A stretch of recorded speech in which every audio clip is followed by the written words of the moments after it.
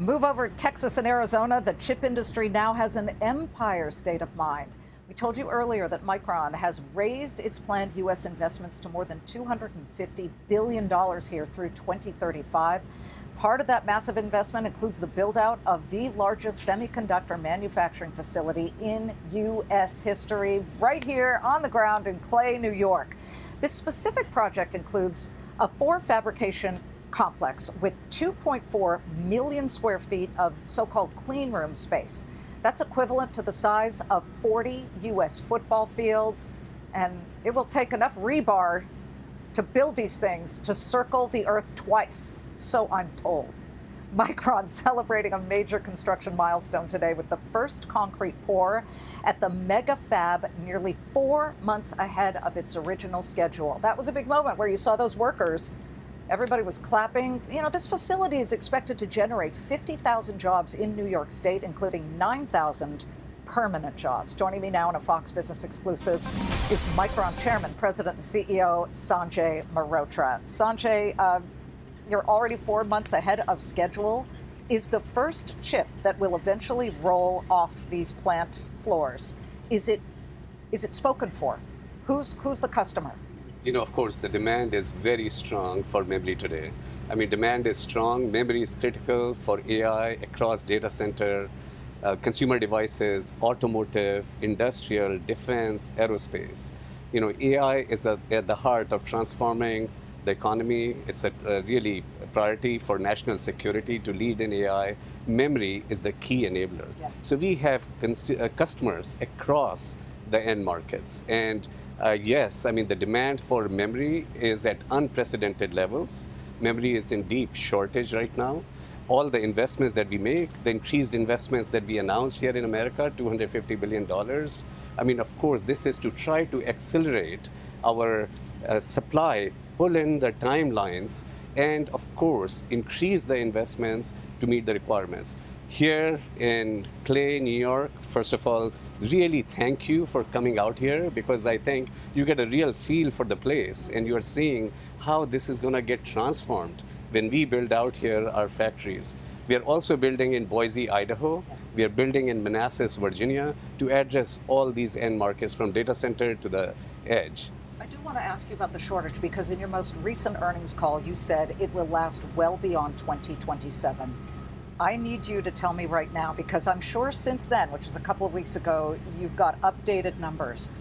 When? Give me a time on the calendar, a month, a year, will the shortage be neutralized? Actually, Liz, you're right. We have said that supply tightness continues in the industry beyond 2027 timeframe. We have also said that despite our best efforts to accelerate bringing up supply, here as well as globally, really we are moving as fast as we can. The demand continues to build up, and we do not see when supply catches up with demand. Is it fair to say that it's not out of the realm of possibility that it could stretch to 2028, the end of 2028? We are not putting a date or month on it because, you know, as you noted, the demand just continues to go up as well. We are bringing up the supply. It will take a while. The first Idaho fab will have first wafers out middle of 27, and it will begin to ramp up gradually in 2028 timeframe. Who are the biggest memory hogs? Are they the data centers, the hyperscalers here? Are they sovereign projects of AI? Because there are quite a few, certainly in the Middle East, that are sprouting up. Are they enterprise companies that need memory? Actually, when you look at the total memory industry, you will see that, yes, today, majority, you know, somewhat more than 50% is in the data center world. Okay. But the consumer, smartphone, PCs, of course, automotive, and, you know, in the future, when you look at robotics coming in, you know, fully self-driving cars, these all need intelligence. Intelligence is about data. Where does data live? It lives in the memory. Yep. So, I mean, our customer base is really everything that has something electronic systems.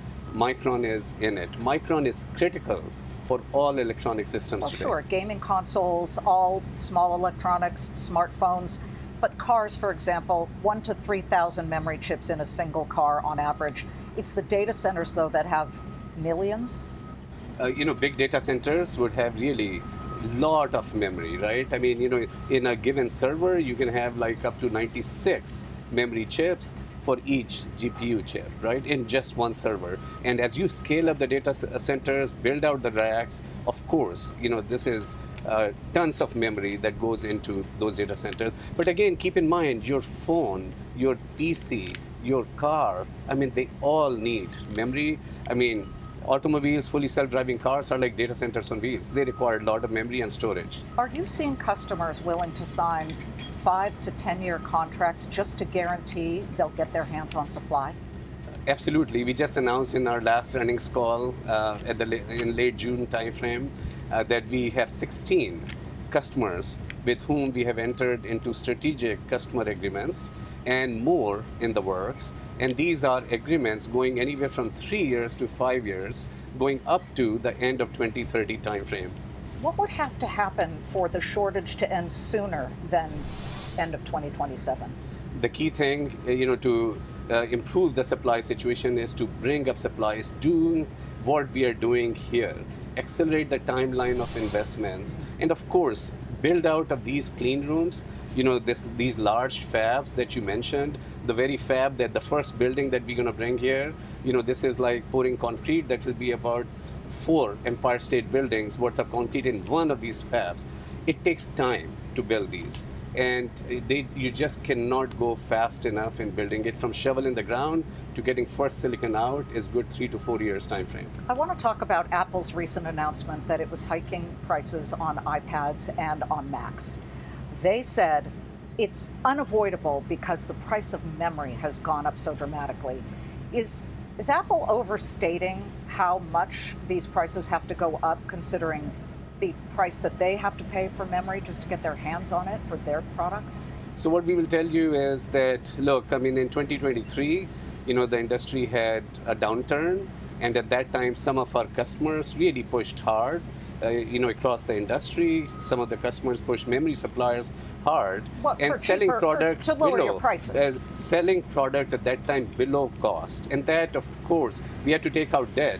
We believed in the vision of building out for memory here in America back then as well. And we actually, despite scaling back investments, which ultimately impacted the industry supply, we continued to invest. Even in that downturn period, we invested $10 billion in R&D and manufacturing CapEx because we knew that the demand for memory will go up. So the pricing today is based on market, and Micron, of course, is working hard, accelerating investments, increasing investment to bring up that supply. Well, I will say, though, that memory and your business is notoriously cyclical, boom, bust. We are in an absolute boom.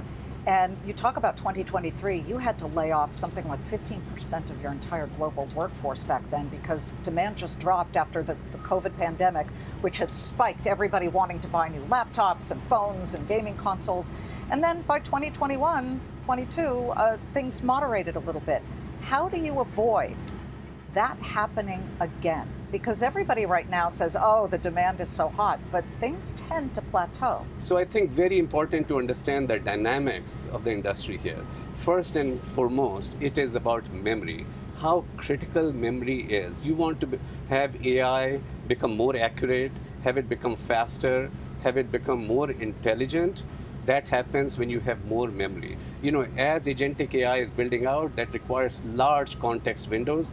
That context content relies in memory. So AI is really, memory is essential to AI. AI is driving the demand, and that's where the value of memory is really high because it enables the performance of AI.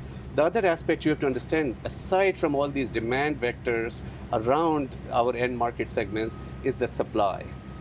Technology is hugely complex, Liz. I mean, memory technology within the semiconductor industry is the most complex technology that is out there. As we go from one generation of technology to the next, the productivity of those technology nodes is reducing compared to the past. There is high bandwidth memory that takes a lot of silicon compared to non-high bandwidth memory. So these are structural supply constraints in the backdrop of essential nature of memory, and that's what is driving this dynamic of need for memory. So you don't see a bust coming? we said we see supply being tight beyond 2027 timeframe. Even in 2028, we see supply increasing gradually while the demand continues to build up. Sanjay Mehrotra, and you talk about how technologically advanced it is to make memory. Only a UC Berkeley graduate, thank you very much, would be able to pull off what you have. We're both Cal graduates, so congratulations. Thank you very much for joining us. Well, go Bears, go Micron, go America.